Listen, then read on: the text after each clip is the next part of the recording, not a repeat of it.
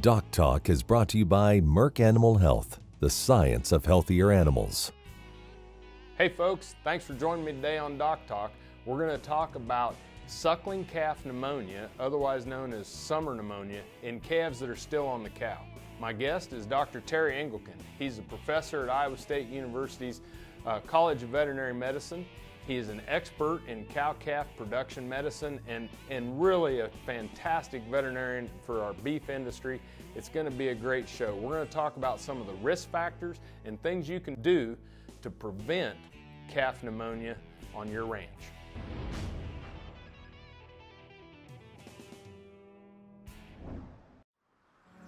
As dependable as the sunrise, in dairy parlors, open pastures, on ranches and feed yards across America, a place where reputation is more than a name, where the science of healthier animals is a way of life. It's the responsibility that drives who we are and what we do. Every decision, every day. It's your livelihood and our responsibility. Closed captioning brought to you by VetGun with Amel and new AMA Abamectin Vet Caps, the 1-2 punch against horn fly resistance from AgriLabs.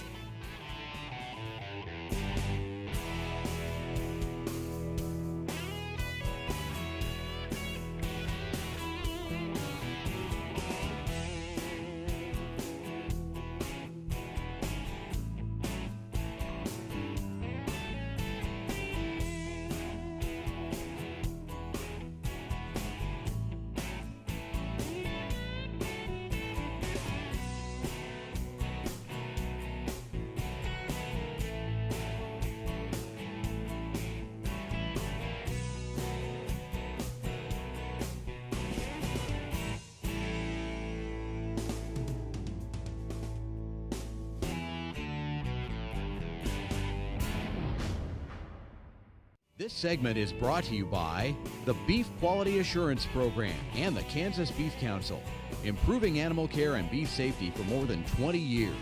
Hey folks, welcome to DocTalk. Dr. Dan Thompson here with my friend and colleague, Dr. Terry Engelken. We're at Iowa State University here at the College of Veterinary Medicine, where Dr. Engelken is an associate professor in the Veterinary Diagnostic and Production Animal Medicine Department. And he is one of those people that provides a lot of expertise in the beef industry and in bovine veterinary medicine, and we're very thankful. We know y'all have a busy day, and to come in here, it means a lot to us, so thank you very much. Yeah, it's good to be here. Good. So, folks, we're going to talk about pneumonia in calves, and so, you know, kind of kickstart us with some of the things that, you know, obviously have been written, that you've observed, and some of the cases. Okay. When it comes to suckling calf pneumonia, you know, and it goes by various names, and one of the more common names is summer pneumonia. Yeah. And you know, it's a little bit of a difficult syndrome to get your hands around, just mainly because of the way we manage cow-calf operations. So if you look at some of the national survey work, whether it be producers or whether it be their veterinarians, about 20% of the herds have reported, you know, over the years that on an annual basis, they'll have issues where they've got to treat a calf or two, or sometimes it's an outbreak, but in some form or fashion, about 20% of the herds. That's a significant. I mean, 1 out of 5 herds having an issue with summertime pneumonia, and those calves aren't, you know, always being checked. Correct. Every day. We've turned them out and might, you know, stimulate somebody to get in those pastures a little more often. All right, and that's one of the real issues with trying to deal with these outbreaks, because, you know, in the summertime, we're not looking at the cows every day. You know, here, especially here in Iowa, where we've got significant row crop enterprises, we've got hay going on. It's not always easy to look at those calves on a daily basis, and so then you wind up sometimes being in the middle of an outbreak before you really even realize it. Yeah. So it can be a real, when it does hit, depending upon when we find it, it can be a real issue. So help me understand a little bit better than when we talk about these summertime. What are some of the ages of the calves that we see this most prevalent in? Yeah, usually, at least in our case, with what at least I think we see with our clients, is that sometime between grass turnout and starting about 90 to 100 days of age, somewhere in that window, once those calves get to be about 3 months of age, we start to see the incidence go up a little bit more. And whether that's due to decreasing antibody production, whether that's due to, there's other risk factors we need to consider that can lead us to that. But certainly that kind of seems to be the age at which we start to see those cases start to break out. Gotcha. Well, it's a great lead in, folks. This is an important topic, and we're glad to wrangle somebody in that can help us understand it better and maybe stimulate you to watch a little bit closer. We're going to come back from these messages, more with Dr. Terry Engelken here at Iowa State University.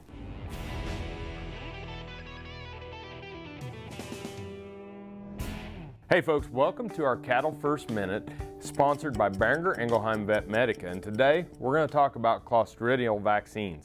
And one of the things about clostridial vaccines is many times it's called, in layman's term, blackleg or something of that nature. But when you hear someone say, I'm going to give a 7-way blackleg, that is the vaccination for clostridials. Now, all of us that are watching this show are also vaccinated for a clostridial that's very common in our environment, called Clostridial tetani, and that is tetanus. So tetanus is a clostridial vaccine that humans and cattle alike receive. Make sure that we vaccinate our calves that are going to be housed on pastures that are high with the blackleg disease with a 7-way clostridial bactrin. We also want to make sure that we utilize that bactrin when they're going into a grow yard and again at the weaning process. When we want to use clostridial tetani or tetanus vaccines is if you're going to use the technique of banding to castrate bull calves. Always use the tetanus toxoid.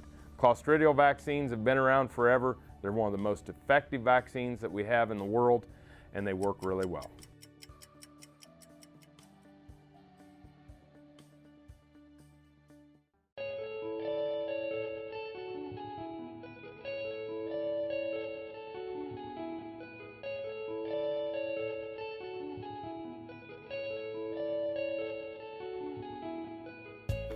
It must be an inherited trait because I have never wanted to do anything other than be in the cattle business. And it's interesting as I have grandchildren now, little bitty ones. All they want to do is go to the barn, swing a rope, and be a cowboy. It's something. It's a lifestyle that we have, the way we make a living, obviously. But it's really more than that. It gives us the opportunity as a family to be able to work together and enjoy each other's company and make a living at the same time. We've been using Triangle for years, and the reason we do it has been safe and effective, and we're going to continue to do that. We'll put the cows in the chute twice a year, spring and fall. 100% of our cattle get vaccinated with Triangle.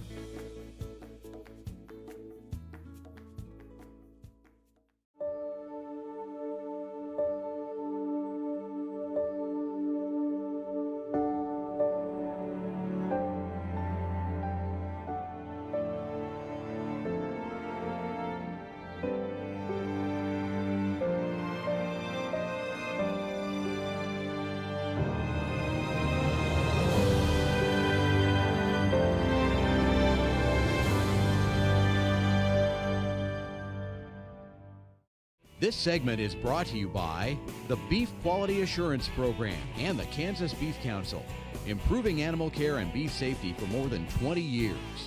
Hey folks, welcome back to DocTalk. We're here at Iowa State University with Dr. Terry Engelken, who is a not clinical, you're an associate professor, Right. You're tenure track. Right. All right. And here in the Veterinary Diagnostic and Production Animal Medicine Department, and we're talking about summertime pneumonia. And we got through discussing some of the clinical signs and things to that, but what are some of the risk factors that people need to probably pay attention to in their herds, or if you're a veterinarian thinking about your herds? Okay. Yeah, it's a real, that's really where the cure is. Can we go through with individual herds and identify risk factors, fix the risk factors, or mitigate at least somewhat those risk factors so that then we have an opportunity to prevent the problems. But you start looking at some of the work that's been done. For example, colostrum in newborn calves. We talk a lot about that, for calf scours. It's just as important for summer pneumonia. Other herd health issues, backtracking a little bit, so anything that would impact that calf's ability to consume and absorb colostrum or have a negative impact on that can certainly be whether it's dystocia, whether it's prolonged calving season, whether it's mud, any of those things that poor cow nutrition, any of those things that will impact that calf's ability to colostrum can have an impact on respiratory disease. Other things that have been looked at, herds that have a higher incidence of calf diarrhea outbreaks really tend to have more respiratory disease later on. Now again, is that a function of the fact that the diarrhea set up their immune system for failure later on? Or does that go back to the fact that the calves didn't get adequate colostrum and they got calf diarrhea and then they got respiratory disease because of that? I don't know how we tease that out. Well, either way, right.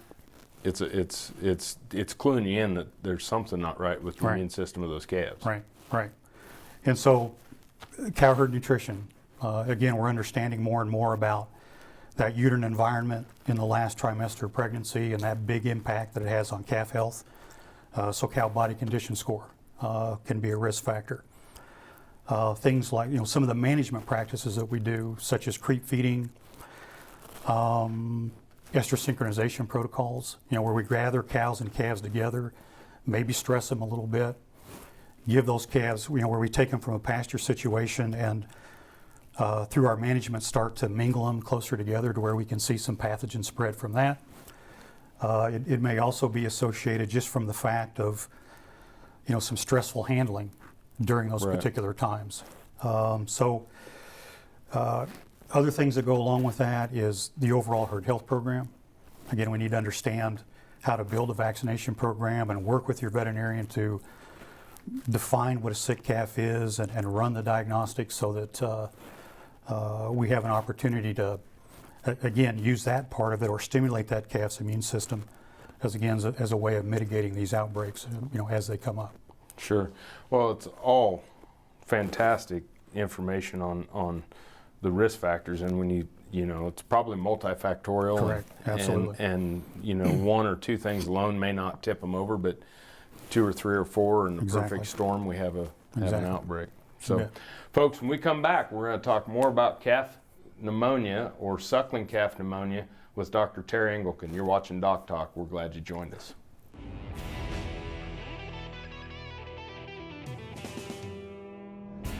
When it comes to stopping horn flies, cattlemen love their VetGun. Today they love it even more because VetGun now has a 1-2 punch with 2 VetCap insecticides. New AIM-A abamectin can be used in rotation with AIM-L for effective in-season control. Each delivers a unique mode of action to manage hornfly resistance.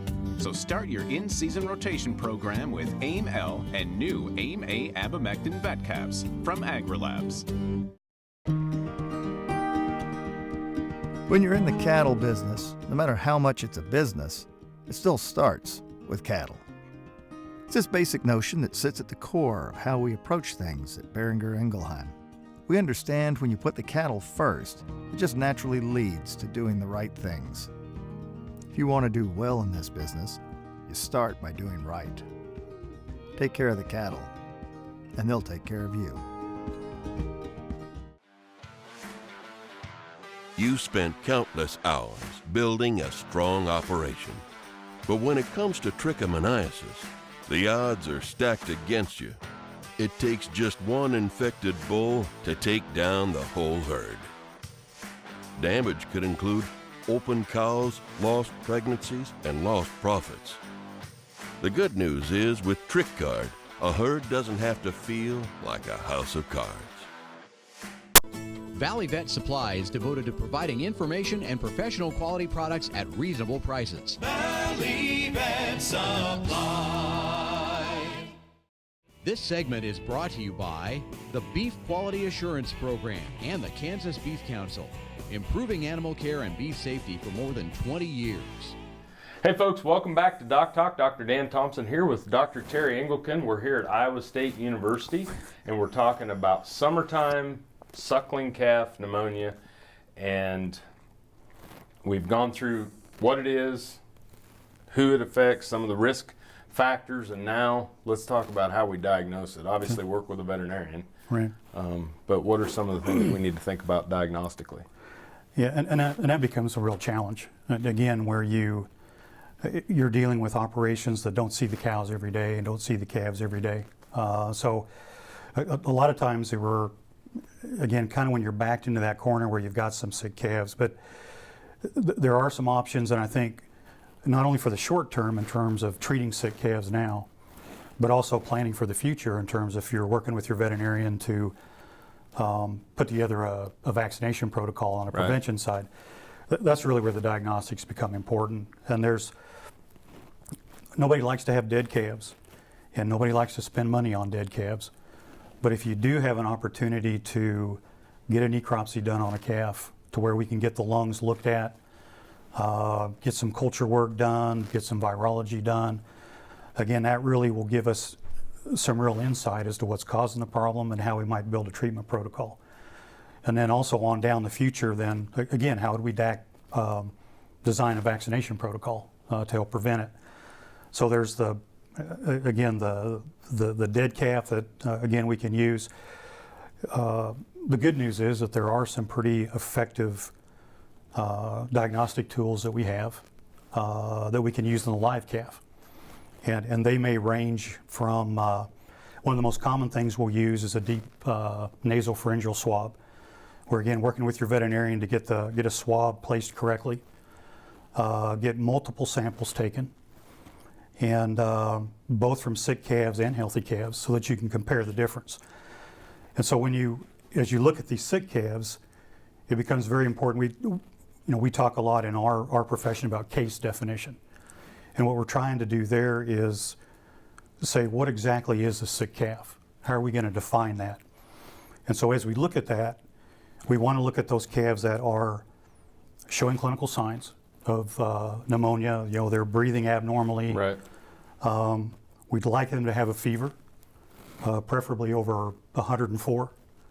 And we really should listen to the lungs on the calf.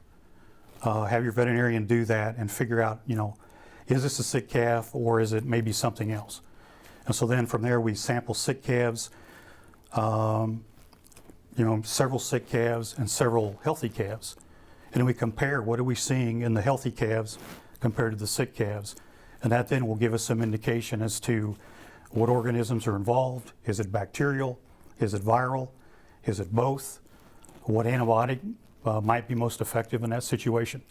And so that's where your diagnostics come in. Yep. You remind me when you were talking about getting a diagnosis. Dad used to say it was easier to sell a producer a vaccine for a few $1,000s than to sell a diagnosis for a few dollars. Right.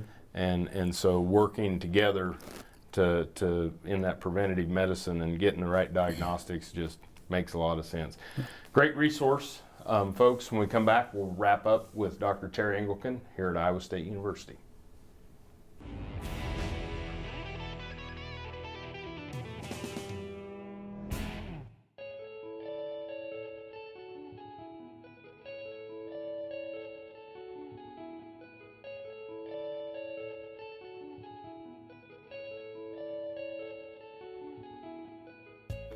It must be an inherited trait because I have never wanted to do anything other than be in the cattle business.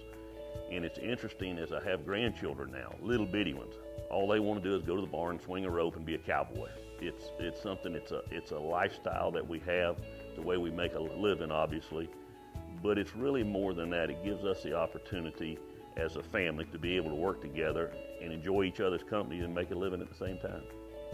We've been using Triangle for years, and the reason we do it's been safe and effective, and we're going to continue to do that. We'll put the cows in the chute twice a year, spring and fall. 100% of our cattle get vaccinated with Triangle.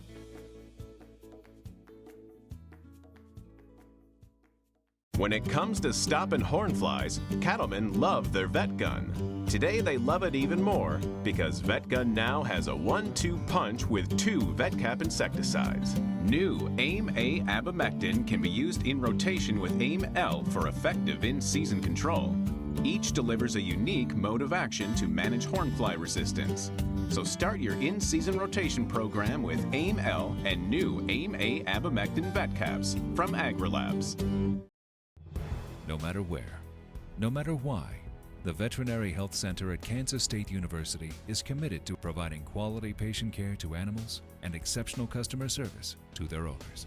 From routine checkups to emergency and specialty care, our world-renowned specialists and experienced professionals are here to discover, to teach, and to heal. Let us know. How can I help? How can we help? Some call it a come-from-behind victory, an unlikely win, a reversal of fortune, snatching victory from the jaws of defeat. This is our moment, our victory dance, because we choose confidence. We choose Zuprevo for BRD treatment. Ask your veterinarian to prescribe Zuprevo. Zuprevo is a fast-acting, long-lasting BRD treatment that you can count on to get the job done. Choose confidence. Choose Zuprevo from Merck Animal Health. Valley Vet Supply is devoted to providing information and professional quality products at reasonable prices. Valley Vet Supply.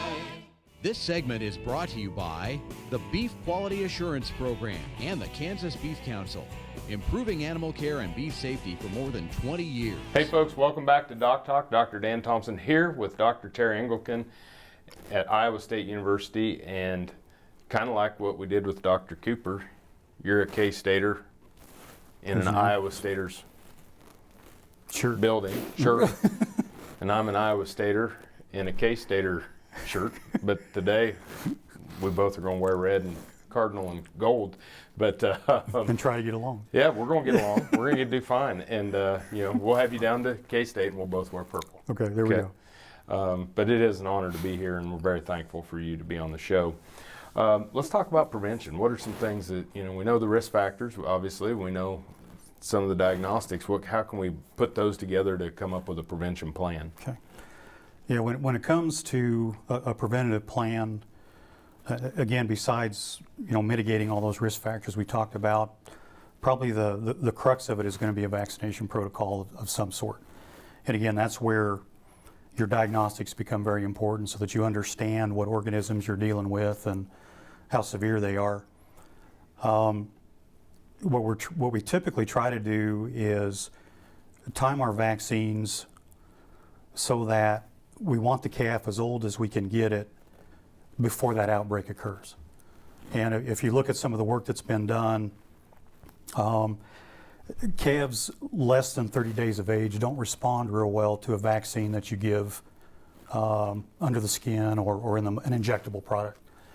And so if we're forced into those issues where, you know, due to timing or labor or for whatever reason, if we have to vaccinate those calves earlier than that, we really ought to be looking at some sort of an intranasal product. Gotcha. To go along with that. And there's various products out there that involve viruses and bacteria such as Mannheimia and Pasteurella in them that we can put in that young calf.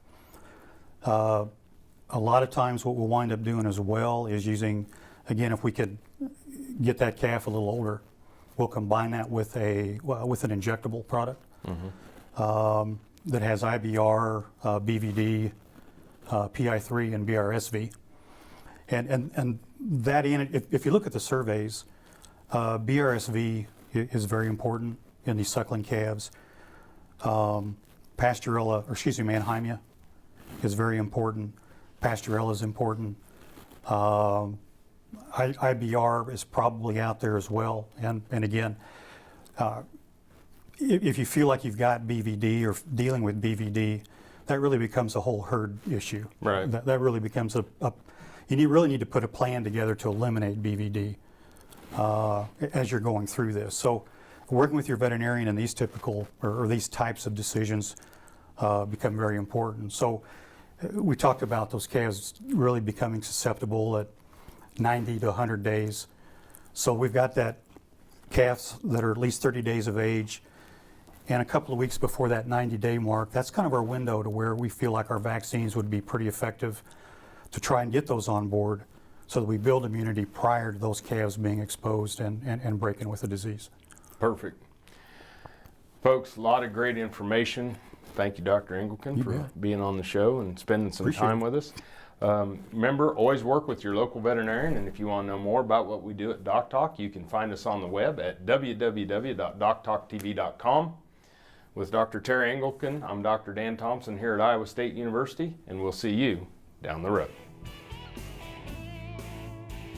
Closed captioning brought to you by VetGun with Amel and new AMA Abamectin Vet Caps, the 1-2 punch against hornfly resistance, from AgriLabs. For more information about this program or previous programs, go to DocTalkTV.com. DocTalk was brought to you by MERCK Animal Health, the science of healthier animals.